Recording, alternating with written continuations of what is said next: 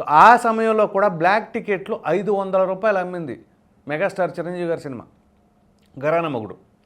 1992లో వచ్చింది. ఒక star hero image ఉంటే ఫ్యాన్స్ ఎలా ఉంటారు అనే దానికి నిదర్శనం అప్పుడు మెగాస్టార్ చిరంజీవి. అంటే అప్పుడు అని నేను ఎందుకు ఇక్కడ సంబోధించానంటే ఆ ఘరానా మొగుడు అనే సినిమాని ద్వారా చిరంజీవి గారు ఇండియాలోనే బిగ్గర్ దాన్ బచ్చన్ అనే క్రేజ్ని సొంతం చేసుకున్నాడు. కానీ ఇదే మెగాస్టార్ గారు ఎక్కడైనా కొంచెం కాకపోతే కొంచెమైనా గర్వంతో ఎప్పుడైనా ఉండటం గమనించారా? ఎక్కడా లేదు. సో ఎంత ఎదిగినా ఒదిగి ఉండాలి అనేది మెగాస్టార్ గారిని చూసి అర్థం చేసుకోవాలి, నేర్చుకోవాలి కూడా.